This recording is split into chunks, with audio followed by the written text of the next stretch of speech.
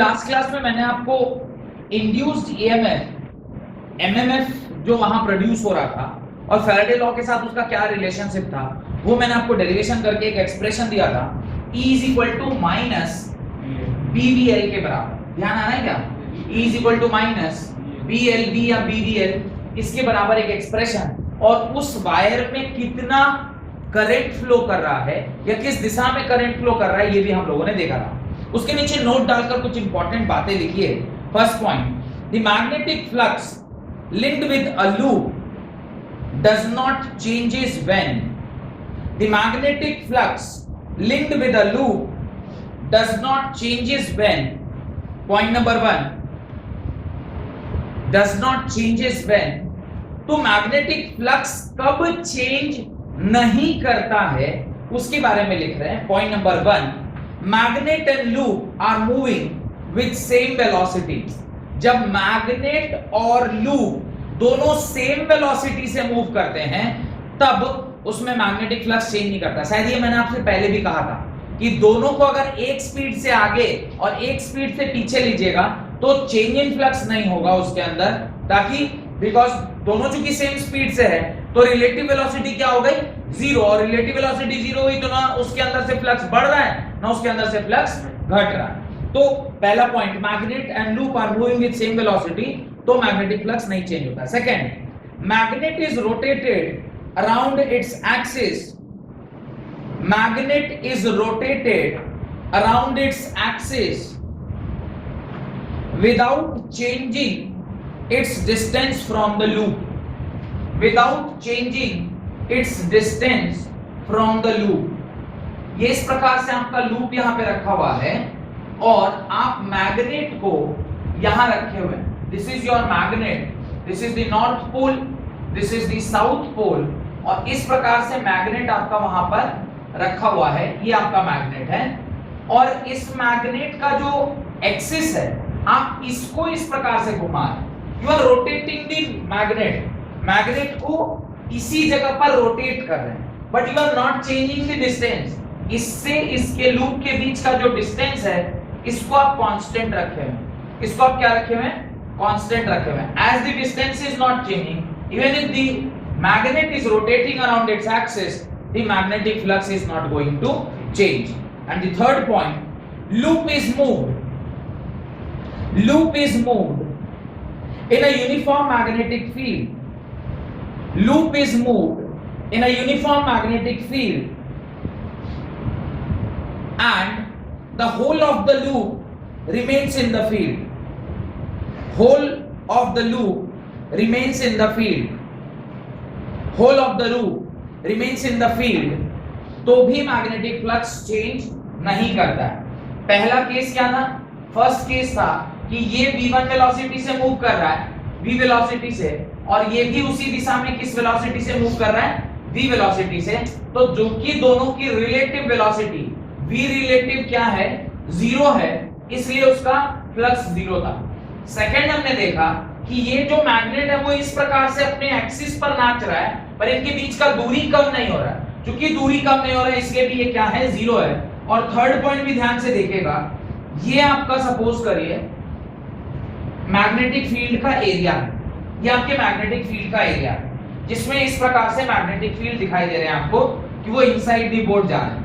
ऐसा हमने diagram last class में भी बनाया था जहां पर मैंने आपको ये दिखाया होगा कि एक छोटा सा लूप था जो लूप इस तरफ मूव कर रहा था। याद है ये जो E is equal to minus BVL अभी एक्सप्रेशन मैंने लिखा था बोर्ड पर, वो एक्सप्रेशन का डेरिवेशन आपने इसी तरह के डायग्राम से एक जगह पे निकाला था जहां पे जो आपका मैग्नेटिक फील्ड है वो कुछ इस प्रकार इनसाइड दी बोर्ड जा रहा है और जो लूप था उस केस में आपने आधा अंदर आधा बाहर बनाया था। पर यहां पर मैं देखिए कैसे लूप बना रहा हूं। यहां पर जो मैं लूप बना रहा हूं वो ऐसे बना रहा हूं, दिस इज द लूप और अभी मैं लूप को क्या कर रहा हूं? इस तरफ भी वेलोसिटी से मूव कर रहा हूं सच दैट कि जो नई पोजीशन है लूप की वो कुछ इस प्रकार से, जो नई पोजीशन है वो किस प्रकार से? इस प्रकार से। ये आपकी नई पोजीशन है लूप की, दिखाई दे रहा है? ये जो डॉटेड वाला होगा ये आपका न्यू पोजीशन है लूप का। अब मुझे बताइए, is the magnetic field line changing when the loop is moved from A B C D to P Q R S position. क्या मैग्नेटिक फील्ड लाइन चेंज कर रहा है? Magnetic field line is not changing. As the magnetic field lines are not changing, the flux is not changing, and flux अगर change नहीं करेगा तो वो चाह के भी आपको इंड्यूस्ड ईएमएफ नहीं दे सकता है। तो ये तीसरी बात यही लिखा हुआ है, loop is moved in a uniform field and the whole of the loop remains in the field itself। पूरा का पूरा लूप फील्ड में ही रह जाए, फील्ड से बाहर नहीं जा रहा है। क्योंकि फील्ड से बाहर नहीं जा रहा तो change in magnetic field zero, और change in magnetic field zero तो इंड्यूस्ड ईएमएफ नहीं दिखाएगा। ईएमएफ इंड्यूस होने के लिए क्या होना जरूरी है? चेंज इन मैग्नेटिक फील्ड, जो कि इस तीनों केस में नहीं हो पा रहा है। पहले वाले केस में मैंने डायग्राम नहीं बनाया, पर यही दोनों बनेगा, बस वहां पे इसके पास v वेलोसिटी और इसके पास भी v velocity, relative velocity zero, therefore वहां पे फ्लक्स चेंज नहीं होगा। अभी मैग्नेट और फील्ड रखा हुआ है, पर this time the magnet is rotating something like this, but it is not changing its position. मतलब मैग्नेट और कॉइल के बीच का जो डिस्टेंस है वो चेंज नहीं हो रहा है, तो भी फ्लक्स नहीं चेंज हो रहा है। और यहाँ पर जब एक कॉइल को आप उसी कांस्टेंट जो फील्ड है उसी के अंदर ही रख रहे हैं, उसके बाहर नहीं लेके जा रहे हैं, क्योंकि ये फिक्स्ड फील्ड है, तो नेट चेंज इन फील्ड उस एरिया में कोई चेंजेस नहीं आया। क्योंकि फ्लक्स का फार्मूला आपने क्या पढ़ा है? फ्लक्स इज इक्वल टू क्या होता है? फ्लक्स इज इक्वल टू होता है b dot a dot cos theta.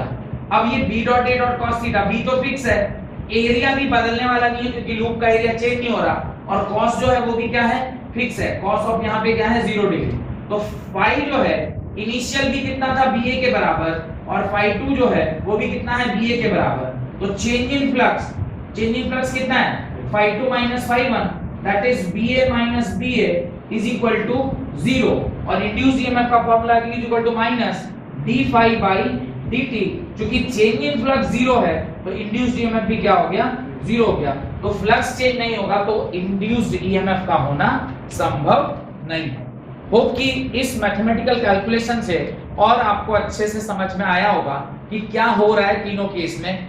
Exam में अगर क्वेश्चन आए, कौन-कौन से 4 केसेस दिए होंगे, कौन-कौन से केसेस में आपको चेंज इन फ्लक्स नहीं हो रहा है, और आप ये 3 ऑप्शन देखते हैं और चौथा एक और कोई भी एग्जांपल दे दे जो मैंने ऑलरेडी ऊपर पढ़ा रखा है, आप आसानी से टिक कर लेंगे कि कौन से केस में चेंज इन ईएमएफ नहीं हो रहा है या कौन से केस में चेंज इन ईएमएफ हो रहा है। जो भी पूछा जाएगा आप उसका आंसर दे पाएंगे। हेडिंग डालें, सॉरी क्वेश्चन लिखें, a wire of length 0.3 meter, a wire of length 0.3 meter, a wire of length 0.3 meter moves with a speed of 20 meter per second, moves with a speed of 20 meter per second perpendicular to the magnetic field of induction, moves with a speed of 20 meter per second perpendicular to the magnetic field of induction 1 Weber per meter square,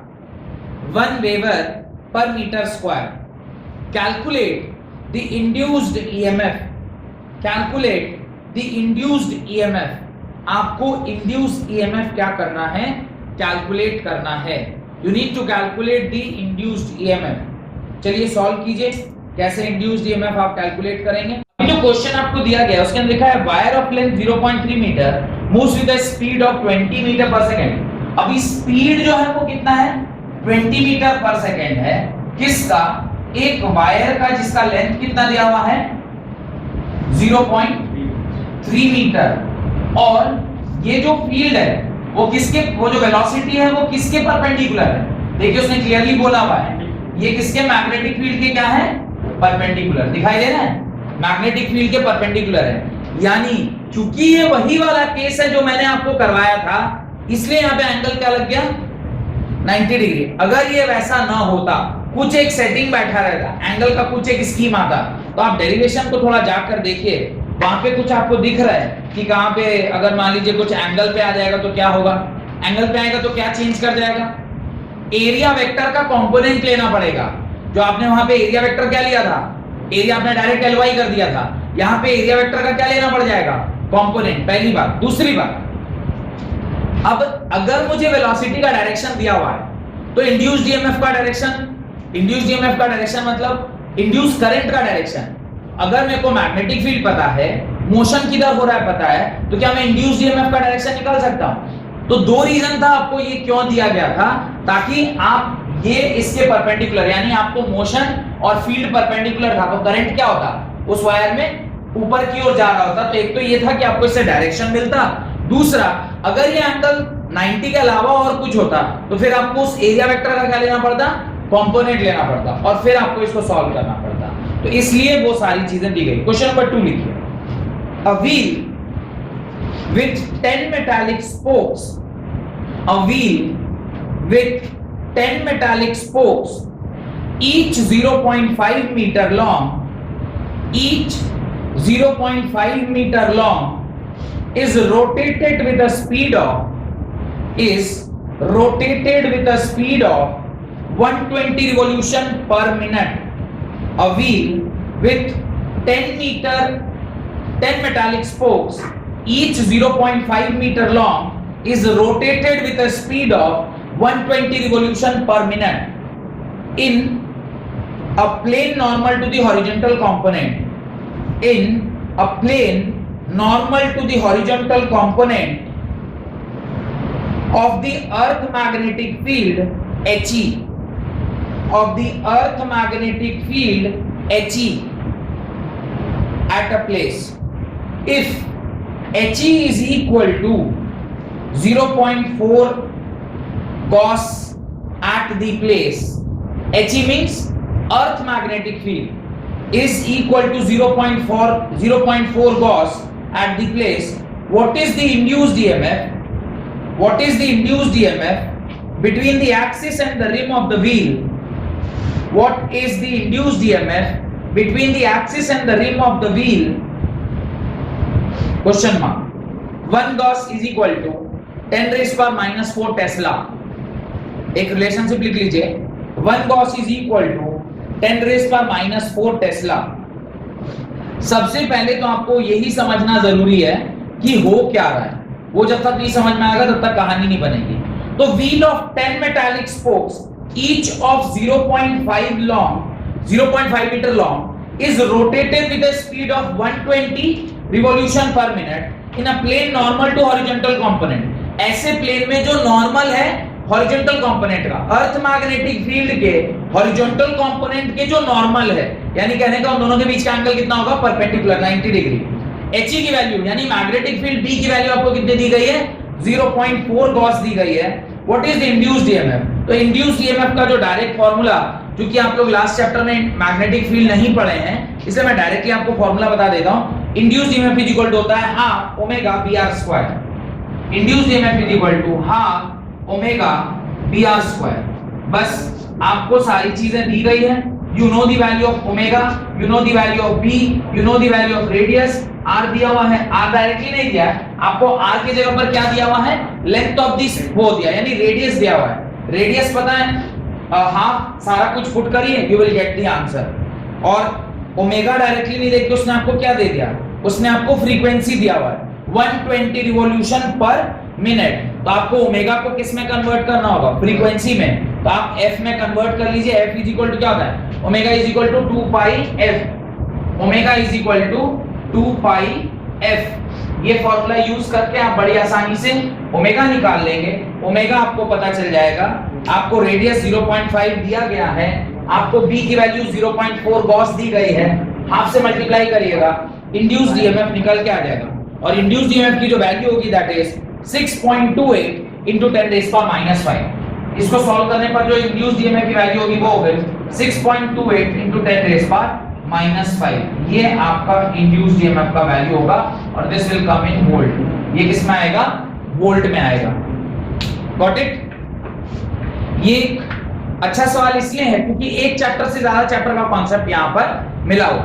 ये इतना सारा लंबा चौड़ा बात बोल के वो सिर्फ एक ही चीज आपको समझा रहा था कि वो जो गॉस मतलब जो मैग्नेटिक फील्ड है, वो मैग्नेटिक फील्ड डायरेक्टली नहीं देके आपने क्या बोला, अर्थ के मैग्नेटिक फील्ड से उसको रिलेट कर दिया, और इसमें कुछ भी नहीं था। और ये रिलेशनशिप आपको क्या रखना था, ध्यान रखना था। हेडिंग डालें, क्वेश्चन लिखें, हेडिंग डालें energy consideration.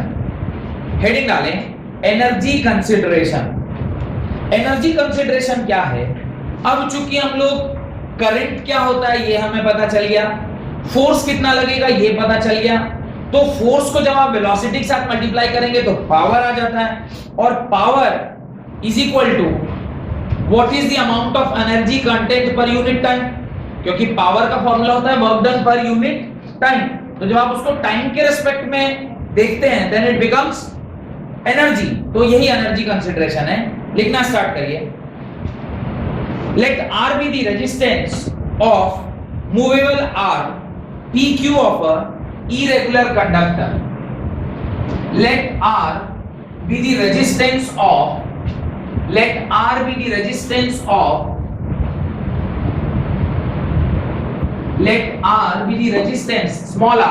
the resistance of movable arm PQ of a irregular conductor. EQ irregular conductor. अब ये क्या है मैं आपको दिखाता हूं। आप इस तरह का एक डायग्राम बनाइए जहां पे वापस से फील्ड कहां की ओर जा रहा है, अंदर की ओर है। इस तरह से फील्ड अंदर की ओर जा रहा है, और इस फील्ड के इनसाइड में, इस फील्ड के अंदर आपने एक तार रख रखा है जो कि कुछ इस प्रकार का है, और इस तार के चारों तरफ एक मूवेबल हमने एक सिस्टम बनाया है। तो इस प्रकार से एक इस प्रकार का सिस्टम वहां पे बना हुआ है जहां पे ये सारे वायर्स हैं। This is one of the wire. यहाँ पे इस प्रकार इधर भी एक वायर है, फिर इस तरफ भी एक वायर है। ये सारे वायर लेंथ और वायर फिक्स हैं, पर यहाँ पर एक वायर हमने ऐसा लिया है जो कि मूवेबल वायर है, जिसको उसने क्या बोला है, PQ बोला है। ये वायर मूव कर सकता है। अगर ये वायर मूव करेगा तो क्या होगा, जो लूप बनेगा उसका एरिया चेंज करता जाएगा। अगर एरिया चेंज करेगा तो एरिया के अंदर से मैग्नेटिक फील्ड लाइंस जो जा रहे थे वो चेंज करेगा, और अगर वो चेंज किया तो चेंज इन मैग्नेटिक फील्ड भी प्रोड्यूस इंड्यूस्ड ईएमएफ, और अगर इंड्यूस्ड ईएमएफ आया तो वो इंटर्न क्या प्रोड्यूस करेगा, इंड्यूस्ड करंट प्रोड्यूस करेगा। अब जो ये आपने मूवेबल वायर बनाया है, इसका ही रेजिस्टेंस कितना दिया गया है, R दिया गया है, और उसको v वेलोसिटी से मैं अंदर की ओर क्या कर रहा हूं, लेकर आ रहा हूं। तो ये आप डायग्राम वहां पे बना लें, और उसमें जो वायर का लेंथ है, this length of the wire is given bye L। ये लेंथ ऑफ द वायर को हमने क्या बोल रखा है, L बोल रखा है। ऑब्वियसली अगर ये L है तो इसके परपेंडिकुलर जो लाइन होगी वो भी क्या होगा, L ही होगा। यहां तक अगर कोई डाउट है तो पूछिए। नहीं, अब जरा ध्यान दीजिए। I इज इक्वल टू, मैं लिख सकता हूं induced EMF by resistance. Induced EMF कितना, BLV के बराबर बाय रेजिस्टेंस। इस एक्सप्रेशन में कोई डाउट है तो पूछिए। This is the expression for the induced current. अच्छा, force is equal to BIL, ऐसा हमने पढ़ रखा था। F इज इक्वल टू किसके बराबर, BIL के बराबर। अब मैं ये इंड्यूस्ड ईएमएफ का जो वैल्यू है इक्वेशन नंबर 1 से अगर इक्वेशन नंबर 2 में रिप्लेस करूं तो फोर्स की वैल्यू क्या आ जाएगी, B into BLB by R into L, यानी फोर्स आ जाएगा B square L square B by R। ये आपका एक्सप्रेशन आ गया फोर्स का। This is the expression for force. अब पावर इज इक्वल टू होता है फोर्स इंटू वेलोसिटी। आपको अगर ध्यान हो तो पावर किसके बराबर होता है, फोर्स इंटू वेलोसिटी के बराबर। तो क्या मैं इस पावर को निकालने के लिए इसे फोर्स को वेलोसिटी से मल्टीप्लाई कर दूं? ध्यान से देखिए, फोर्स का एक्सप्रेशन कितना है, B square L square B into V by R, यानी पावर का expression B square L square B square by R के बराबर होगा नहीं होगा। This is the power, this is the expression for power. तो ये आप लिख लें, power required to do this is given by this, this is the force and this is the induced EMF. इतना तक आपको कोई दिक्कत नहीं होना चाहिए, क्योंकि सारा एक्सप्रेशन बहुत सरल है। I इज इक्वल टू किसके बराबर है, I is equal to BVL, I is equal to होता है इंड्यूस्ड ईएमएफ बाय R के बराबर। इंड्यूस्ड ईएमएफ आपने खुद लास्ट क्लास में निकाला था, जब इस तरह का अरेंजमेंट हमने डाला था तो वो किसके बराबर था, BVL के बराबर। BVL was the magnitude and E was the induced EMF. तो E के जगह पे हमने क्या रख दिया, BVL रख दिया, और उसको डिवाइड बाय R कर दिया, तो आपको I निकल गया। अब force is equal to BIL होता है, फोर्स की जगह पे आपने BIL में I के एक्सप्रेशन को रिप्लेस कर दिया, तो ये वाली एक्सप्रेशन आ गई। अभी एक बार ये एक्सप्रेशन आ गई, आप जानते हैं मैं इसको किस वेलोसिटी से लेके आ रहा हूं, कांस्टेंट वेलोसिटी से लेके आ रहा हूं तो उसमें कहीं ना कहीं क्या आएगा, पावर जनरेट होगा। तो वो पावर किसके बराबर, b square l square v square by r के बराबर। लिखें इसके नीचे, the agent that does this work is mechanical energy।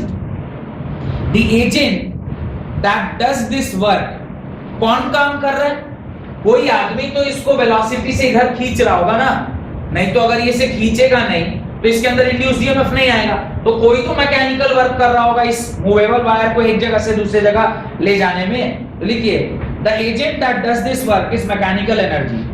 Therefore, this mechanical energy is dissipated at joule heat.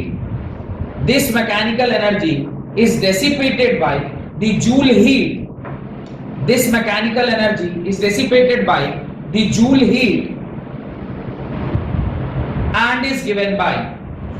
अब आप याद कीजिए, पावर का जो वैल्यू आप पढ़े हैं क्लास 10th में या शायद 12th में भी आपको मैंने पावर लिखाया होगा। तो पावर का आपने फॉर्मूला पढ़ा होगा I स्क्वायर बाई नहीं I स्क्वायर इनटू R, पढ़े थे क्या, I square into R, where this is the joule heat dissipated by the wire. अब जरा हम लोग देखते हैं, Pj is equal to I square की जगह पे क्या मैं ये लिख दूं, इसको लिखूंगा BLB बाई R का होल स्क्वायर इनटू R। अब ये कैपिटल नहीं लिख के स्मॉल लिख रहा हूं, क्यों, क्योंकि हमने रेजिस्टेंस को क्या माना है, R माना है। Pj इज इक्वल टू क्या आ रहा है, B square L square V square by R square into R, R से R cancel, Pj is equal to कितना निकल के आया, B square L square V square by R। जितना हीट उस करंट कैरिंग वायर से डेवलप हो रहा है उतना ही आपने क्या किया, मैकेनिकल वर्क डन, दोनों बराबर हैं। तो इसका मतलब एनर्जी क्या रहा होगा, कंजर्व। मैंने आपको लास्ट क्लास में टॉपिक पढ़ाया था, नहीं पढ़ाया था, कि mechanical energy only gets conserved into electrical energy. तो अगर दोनों का पावर डिसिपेशन सेम हो जाए, जो आपने काम किया वो और जितनी एनर्जी यहां से रिलीज हो रही इलेक्ट्रिकल एनर्जी के फॉर्म में, वो अगर दोनों बराबर हो गया, इसका मतलब जितना एनर्जी मैकेनिकल आपने दिया उतने के करस्पॉन्डिंगली क्या हो गया, हीट एनर्जी। हीट एनर्जी कहां से आएगा, हीट एनर्जी आएगा from the induced current. Induced current किसी वायर में फ्लो करेगा तो वो हीट जनरेट करेगा।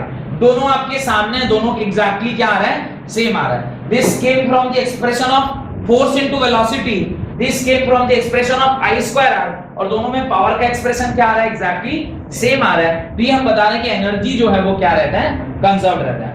थस मैकेनिकल एनर्जी, अगर ये पीजे के नीचे वाला आपने लिख लिया है तो लिखे हैं, thus the mechanical energy which was required to move the arm PQ, the mechanical energy which was required to move the arm PQ is converted into electrical energy, the mechanical energy which was required to move the arm PQ is converted into electrical energy and then to thermal energy, तो इस प्रकार से energy एक दूसरे में क्या हो गई, कन्वर्ट हो गई। Mechanical energy converted into electrical energy, and electrical energy जब किसी वायर में फ्लो करेगा तो वो वायर हीट होगी तो वो हीट एनर्जी में कन्वर्ट हो जाता है। Got it. और जो सवाल अभी थोड़ी देर पहले मैंने किया था उसमें क्या लिखे थे, E is equal to minus E is equal to half omega B square R square, ऐसे B R स्क्वायर। ये जो एक्सप्रेशन है ये आता है जब कभी भी आप कोई भी रॉड को सर्कुलर पाथ में क्या करते हैं, रोटेट करते हैं। तो ये एक छोटा सा एक्सप्रेशन है जो आप अपनी कॉपी में लिख लीजिए नोट डालकर। when a conducting rod of length L fixed at its one end, एक एंड पर जब आपने उसको क्या कर दिया, फिक्स कर दिया, fixed at its one end moves on a circular path when a conducting rod of length L fixed at its one end moves on a circular path with angular velocity omega in a uniform magnetic field B normal to it. In a uniform magnetic field B normal to it. ये इस प्रकार से हमने rod को क्या कर दिया, fix कर दिया। ये रॉड ओमेगा से किसी एक सर्कुलर पाथ में क्या कर रहा है, रोटेट कर रहा है, किसी एक सर्कुलर पाथ में क्या कर रहा है, रोटेट कर रहा है। तो इसका जो रोटेशन है, इसका जो रोटेशन है वो एक इंपैक्ट क्रिएट करेगा। वो क्या करेगा, एक इंपैक्ट क्रिएट करेगा।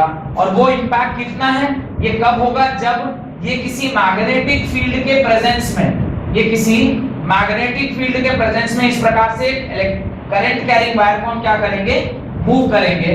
तो और वो मूव करना कैसे है, वो परपेंडिकुलर है। पढ़िए स्टेटमेंट को, when a conducting rod of length L, इसका लेंथ कितना होना चाहिए, L लेंथ का होना चाहिए। When a conducting rod of length L fixed at one of its and moves on a circular path with angular velocity omega, इसकी angular velocity कितनी है, ओमेगा है, in a uniform magnetic field B normal to it, then induced EMF produced in it is, then induced EMF produced in it is, induced EMF produced in it is E is equal to half B omega R square। यहाँ पे R L के बराबर है, तो यहाँ पे आप क्या लिखेंगे, L स्क्वायर लिखेंगे, half omega B L square के बराबर। इसी एक्सप्रेशन को अभी पिछले वाले न्यूमेरिकल में हम लोगों ने क्या किया था, यूज किया था। ये एक्सप्रेशन कैसे आया, इसका डेरिवेशन आपके सिलेबस में नहीं है, वैसे समझना चाहिएगा तो समझ जाइएगा। ओमेगा का टर्म है, omega angular rotation, B magnetic field, L सिर्फ हमने क्या किया है, इंड्यूस्ड ईएमएफ जो बीएलवी फार्मूला है, उस बीएलवी में आप क्या लिख दिए, ओमेगा के जगह वी आर, ओमेगा और वेलोसिटी और आर में v is equal to omega R का रिलेशनशिप आप पढ़े हुए हैं, उसको ही सिर्फ हमने क्या किया, रिप्लेस कर दिया। और जैसे ही रिप्लेस किया ये फाइनल एक्सप्रेशन आ गया। गॉट इट, यहां तक कोई doubt. Induced EMF produced in it, induced EMF produced in it, यहां तक रखते हैं आज की क्लास में। अगली क्लास में एडी करंट और एडी करंट के आगे का टॉपिक हम लोग पढ़ेंगे और धीरे धीरे जनरेटर की ओर बढ़ेंगे। और generator hardly it will take another 2 to 3 lectures, 3 lecture और लगेगा और ये चैप्टर खत्म हो जाएगा। मींस 8 या 9 लेक्चर में चैप्टर खत्म हो जाएगा। बहुत बहुत धन्यवाद आज की क्लास अटेंड करने के लिए।